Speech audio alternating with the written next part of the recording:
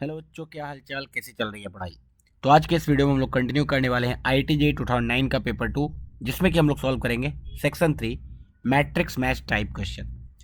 Matrix match type question एक तरीके से multiple correct type question type का होता है। इसमें क्या होता है, दोनों साइड रो एंड कॉलम बनाए हुए हैं, ठीक है। तो दो कॉलम तुम्हें गिवन होंगे, कॉलम 1, कॉलम 2। अब यार कॉलम 1 में A, B, C और D, ये चार अलग अलग क्वेश्चन है। इन चारों को क्वेश्चन सॉल्व करना है। लेट्स से ऐसा भी हो सकता है कि ए का आंसर PQRST सब आ जाए। सिमिलरली बी को सॉल्व करने के बाद आंसर तुम्हारा कोई भी आ सकता है, ठीक है, इन सब में से। तो स्टार्ट करेंगे क्वेश्चन सॉल्व करना। सबसे पहला क्वेश्चन स्क्रीन के सामने है तुम्हारे, देखो ध्यान से। कॉलम 1 को हमें सॉल्व करना है। बोला है रूट्स ऑफ दिस इक्वेशन, इस इक्वेशन के जो भी रूट्स है उसका आंसर बता दो। तुम्हें ऑप्शंस मिले ये सारे PQRST। सॉल्व कर लेंगे इस ट्रिग्नोमेट्रिक इक्वेशन को। बहुत ही सिंपल सा प्यारा सा इक्वेशन है। 2 times sine square theta plus sine square 2 theta को हमने लिख दिया 2 times sine theta cos theta का whole square is equal to 2। Okay, so this is 2 times sine square theta plus 4 times sine square theta multiplied by cos square theta is equal to 2। हर जगह से 2 cancel out हो जाएगा। So this is equal to sine square theta, जिसको मैंने S square से represent किया है। ये आएगा 2 sine square theta. Cos square theta को लिख सकते हैं 1 minus sine square theta is equal to 1। मैंने 2 से दोनों साइड डिवाइड कर दिया है। So S square plus 2s square minus 2 into S to the power 4 is equal to 1। एक बहुत ही प्यारा सा इक्वेशन आया है। 2 into S to the power 4 plus 3 into S square is equal to 1। सबको एक साइड लेके चलते हैं। So we will get 2 into S to the power 4 minus 3 into S square plus 1 is equal to 0। अब हमें clearly दिख रहा है यहाँ से साइन स्क्वायर थीटा की वैल्यू आ जाएगी। साइन स्क्वायर थीटा एक रूट तो मुझे डायरेक्टली 1 दिख रहा है, ये फैक्टराइज हो रहा है। Sine square minus 1 into 2 sine square minus 1 is equal to 0। इसका मतलब आंसर आ गया sine square theta is equal to 1 या फिर sine square theta is equal to 1/2।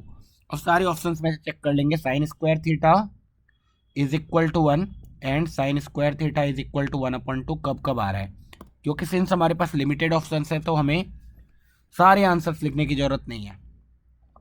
π/6 डालेंगे तो साइन थीटा 1/2 आएगा, उसका स्क्वायर करेंगे 1/4 आएगा। π/4 डालेंगे साइन थीटा 1/√2 आएगा, उसका स्क्वायर करेंगे 1/2 आएगा। इसका मतलब इसका आंसर क्यों आएगा। π/3 पुट किया तो आ गया साइन थीटा इज √3/2, उसका स्क्वायर किया तो 3/4 आएगा, तो ये आंसर नहीं हो सकता है। π/2 पुट किया साइन थीटा साइन π/2 1 होता है, 1 का स्क्वायर 1 ही आएगा, तो इसका आंसर एस हो जाएगा। पाई पुट किया तो साइन 0 आ जाएगा, तो आंसर नहीं हो सकता है। इसका मतलब फर्स्ट पार्ट का आंसर है Q, S। Similarly second solve करते हैं। Point of discontinuity of this function. अब फंक्शन में एक जगह तो कॉस के अंदर कुछ ग्रेटेस्ट इंटीजर है, और हमें मालूम है यार कॉस के अंदर कुछ भी आ जाए वो कंटिन्यूअस फंक्शन है। तो हमें बस ये देख लेना था कि भाई 6/π टाइम्स x का ग्रेटेस्ट इंटीजर ये कहाँ कहाँ पे डिसकंटिन्यूअस होगा। तो जब भी x π/6 का मल्टीपल होगा उस टाइम पे ये फंक्शन डिसकंटिन्यूअस हो जाएगा। जहाँ पे भी ये इंटीग्रल वैल्यू ले लेगा वहाँ पे ये फंक्शन डिसकंटिन्यूअस हो जाएगा। ओके, सो π/6 तो एक आंसर हो ही जाएगा। नेक्स्ट 2 टाइम्स π/6 करेंगे तो π/3 भी आ जाएगा। 3 टाइम्स π/6 करेंगे तो π/2 भी आ जाएगा। 4 टाइम्स π/6 करेंगे तो 3π/2 आ जाएगा, 4π/6 आ जाएगा, ठीक है। ओके, 5π/6 भी आएगा। सिमिलरली 6π/6 भी आएगा। ये सारे पॉइंट्स मुझे दिख रहे हैं पॉइंट ऑफ डिसकंटिन्यूटी। तो π/6 आएगा, π/4 नहीं आ रहा है, R आ रहा है, S आ रहा है, T आ रहा है। ओके, सो ऑप्शन बी तुरंत हो गया सॉल्व। पार्ट सी सॉल्व करेंगे। बोला है volume of the parallelopiped with its edge represented by the vector this. बहुत ही सिंपल सा एंड बहुत ही प्यारा सा क्वेश्चन है। वॉल्यूम ऑफ द पैरेललोपिपेड क्या होता है, अगर कोड इनिशियल एजेज मुझे पता है A vector, B vector and C vector है, तो बॉक्स ABC का मॉडुलस जो होता है वही आंसर होता है volume of parallelopiped. And box A B C क्या होता है, डिटर्मिनेंट से कैलकुलेट करते हैं। तो आई कॉमा जे है वहाँ पे, तो डिटर्मिनेंट में आ जाएगा 1,1,0। नेक्स्ट में आ जाएगा 1,2,0। लास्ट में आ जाएगा 1,1, पाई। ये हमारा आंसर होने वाला है। डायरेक्टली पाई से ओपन कर लेते हैं, तो इसका कॉलम इसका रो गया 1 इंटू 2 2 -1। सो आंसर आने वाला है पाई। इसका मतलब इसका आंसर सिर्फ और सिर्फ क्या होगा, T. Then D option, angle between the vectors A and B where A B C are unit vectors satisfying this relation, a plus b is equal to √3c। a vector plus B vector plus √3c vector is equal to 0 vector given है। मुझे a और b के बीच में relation चाहिए, a dot b चाहिए, तभी तो हम लोग a और b का एंगल निकाल पाएंगे। a डॉट b चाहिए सिर्फ। अगर मैं यहाँ पे भी दोनों साइड स्क्वायर कर दूँ तो उससे a dot b, b dot c, c dot a सब कुछ आ जाएगा, लेकिन मुझे सिर्फ और सिर्फ a डॉट b चाहिए। तो मैं क्या करूँगा, इसको इस तरीके से लिख दूंगा। ये बहुत ही कॉमन सा क्वेश्चन है जो कि एनसीईआरटी वगैरह में भी है। अब मैंने दोनों साइड स्क्वायर कर दिया, सो यहाँ से आ जाएगा मॉड ए का whole square plus mod B का whole square plus 2 times A dot B is equal to 3 into mod C का होल स्क्वायर। हमें पता है कि सारे के सारे यूनिट वेक्टर, तो ये सारे मॉड बनाने वाले हैं। And 2 times mod A mod B cos theta, तो ये सिर्फ और सिर्फ कॉस थीटा आने वाला है, is equal to 3। So 2 cos theta की वैल्यू कितनी आ गई, 1। कॉस थीटा की वैल्यू कितनी आ गई, 1/2। बस हमें चेक कर लेना है कॉस थीटा 1/2 कब होगा। कॉस थीटा बताओ 1/2 कब होगा, π/6 पे नहीं होगा, π/4 पे नहीं होगा, π/3 पे होगा। इसका मतलब आर इसका आंसर है। π/2 पे नहीं होगा, पाई पे नहीं होगा, तो इसका आंसर सिर्फ और सिर्फ आर। इससे हमने match the column first part वाला हमने सॉल्व कर लिया। अभी नेक्स्ट क्वेश्चन पे मूव करेंगे। Match the column 2। इसमें भी सिमिलरली हमारे पास 4 अलग अलग क्वेश्चन है एंड इधर PQRST ऑप्शंस है। हमें चेक करना है किसके लिए कौन सा ऑप्शन राइट होगा। कर लेते हैं। बोला है the number of solution of this equation, and जो इक्वेशन लिखा हुआ x into E to the power sine X minus cos into X is equal to 0। अब तुम्हें दिख रहा है अगर मैं इसको सॉल्व करना चाहूँ तो बिल्कुल ही सॉल्व नहीं कर पाऊँगा। एंड अगर मैं इन सबको एक साइड ले जाऊँ, e to the power sine x is equal to cos x, and then graph बनाने की भी कोशिश करूँ तो ग्राफ बनाना बहुत डिफिकल्ट हो जाएगा एंड कितने सॉल्यूशंस आएंगे ये भी पता करना मुश्किल हो जाएगा। तो फिर कैसे ट्राई करें, तो जब भी तुम्हें इस टाइप के फंक्शंस आ जाए जो सॉल्व नहीं हो पा रहे हैं ना, कहीं ट्रिग्नोमेट्री भी इन्वॉल्व है, पॉलिनोमियल भी इन्वॉल्व है, तो तुम क्या करो, इसको AOD से सॉल्व करो। इसको बोल दो एक फंक्शन है f(x) is equal to X into E to the power sine X minus cos X. अब तुम्हें मालूम है कि ये फंक्शन जितनी बार एक्स एक्सिस को क्रॉस करेगा उतने रूट्स आ जाएंगे, उसके बाद इतने सॉल्यूशंस आ जाएंगे। तो मैं क्या करता हूँ, इसका नेचर देख लेता हूँ। मैं f' कैलकुलेट करूँगा। f' कितना आएगा, x का डिफ्रेंसिएशन 1, ये बचा e to the power sine x, plus x को रहने दिया, e to the power sine x का differentiation e to the power sine x into sine x का डिफ्रेंसिएशन कॉस एक्स। उसके बाद इधर आएगा कॉस एक्स का डिफ्रेंसिएशन माइनस साइन एक्स, तो वो तुम्हें दिख रहा है minus minus plus sine x. ये हमारा f' आया। अभी f' मुझे देखना है 0 से π/2 में, 0 से π/2 में। अब हमें दिख रहा है कि ये जो इंटरवल है 0 से π/2, इसमें ये वाला चीज़ तो हमेशा पॉजिटिव ही रहेगा। ये क्वांटिटी पॉजिटिव, ये क्वांटिटी पॉजिटिव, ये वाला क्वांटिटी पॉजिटिव, इसका मतलब ये वाला भी ओवरऑल पॉजिटिव, एंड ऑब्वियस सी बात है साइन एक्स भी पॉजिटिव। 3 पॉजिटिव का सम करेंगे तो ओवरऑल पॉजिटिव आएगा। Hence we can say f' is always greater than 0 for all x belongs to 0 to π/2। Okay, अब ये स्ट्रिक्टली इंक्रीजिंग है, हेंस वी कैन से कि f(x) जो है ना स्ट्रिक्टली इंक्रीजिंग है। अब 0 से π/2 में ये बढ़ता ही रहेगा, तो 0 से π/2 में उसका नेचर देखना चाहें अगर हम लोग, तो एग्जैक्टली f(0) कैलकुलेट करेंगे तो कितना आएगा, f(0) is 0 minus cos 0 is कितना, कॉस 0 इज 1, तो -1। 0 पे एक नेगेटिव वैल्यू आ रहा है। f(π/2) कैलकुलेट करते हैं।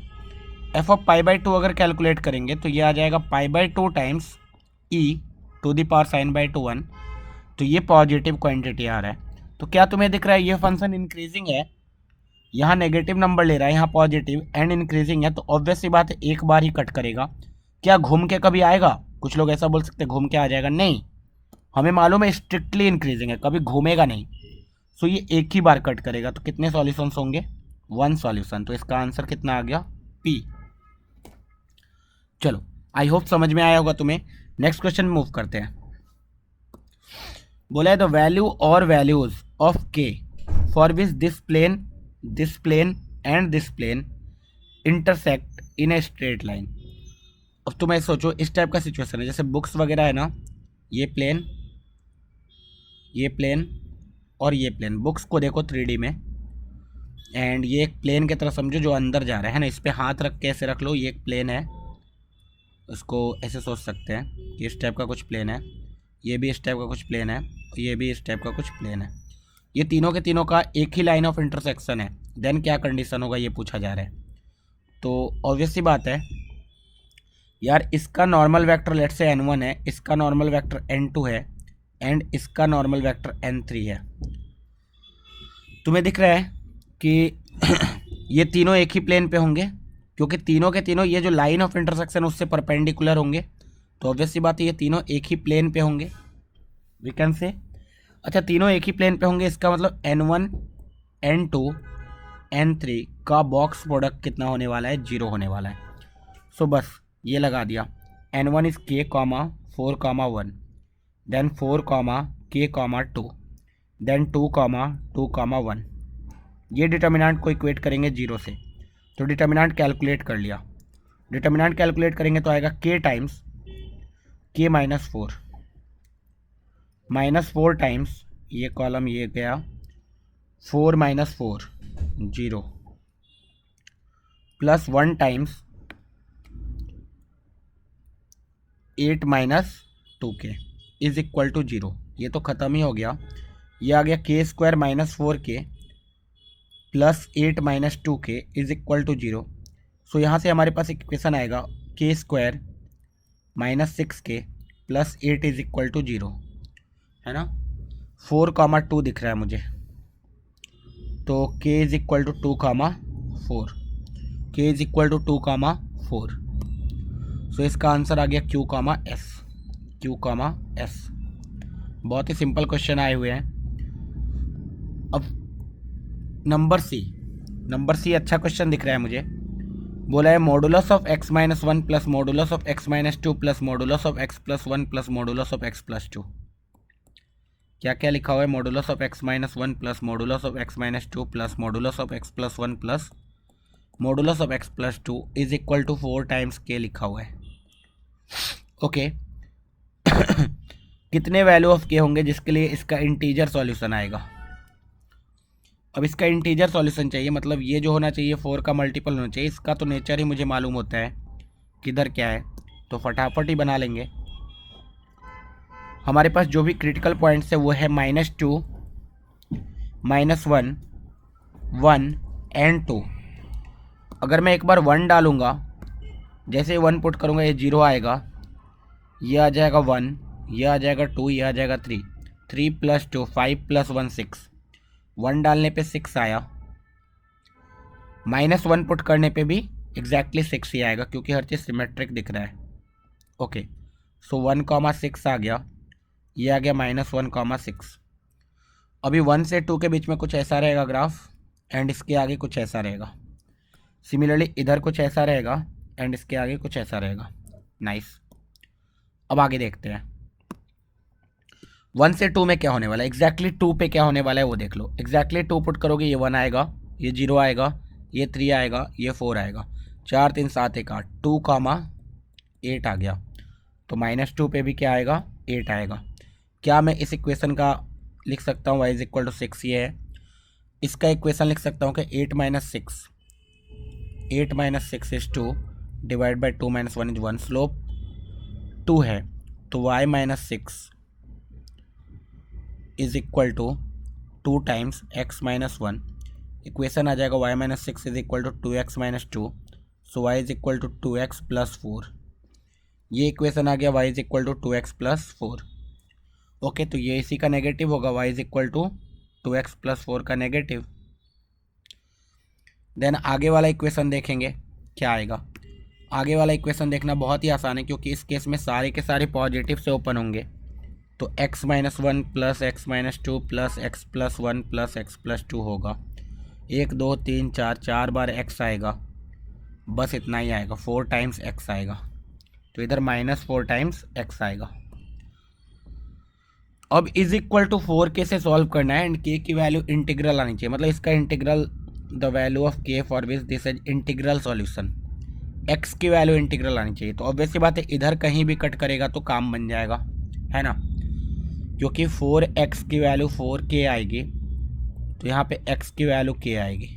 ठीक है, अब ऑब्वियसली बात है 4x में 4k ये तभी हो पाएगा जब 4k की वैल्यू 8 से बड़ी होगी, डेट इज़ k की वैल्यू 2 से बड़ी होगी। ओके, तो इसका मतलब k की वैल्यू जब 2 हो जाए तब भी काम बन जाएगा, k की वैल्यू जब 3 हो जाए तब भी काम बन जाएगा, k की वैल्यू जब 4 हो जाए तब भी काम बन जाएगा, सब में काम बनेगा। तो 2 3 4 5 ये सब में काम बन जाएगा, है ना। QRST k is equal to 1 पे काम बनेगा क्या, k is equal to 1 put करेंगे तो ये 4 आ जाएगा। तो 4 कहीं आ रहा है क्या, y is equal to 4, y is equal to 4 तो इसके नीचे ही आ जाएगा, तो इस पर कभी काम नहीं बनेगा, हैंस 1 पे कुछ नहीं हो सकता है।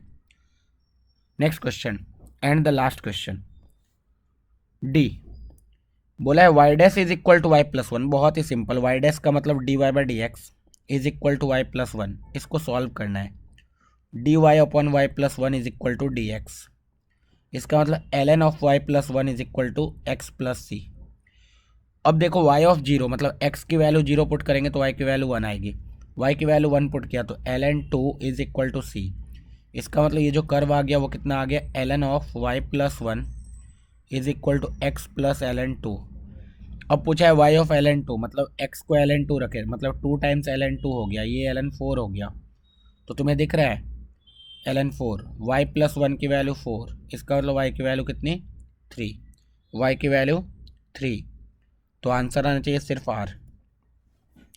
ओके, तो यहाँ पे हमने मैट्रिक्स मैच को सॉल्व कर लिया। अब एक और सेक्शन बचा हुआ है जो कि है integer correct type. Integer correct type, इसको हम लोग नेक्स्ट पार्ट में सॉल्व कर लेंगे एंड वहाँ पे हमारे 2009 का पेपर 2 कंप्लीट हो जाएगा। देन हम लोग स्टार्ट करेंगे अदर ईयर के पेपर से। ठीक है, चलो पढ़ते रहो, मचाते रहो, ऑल दी बेस्ट।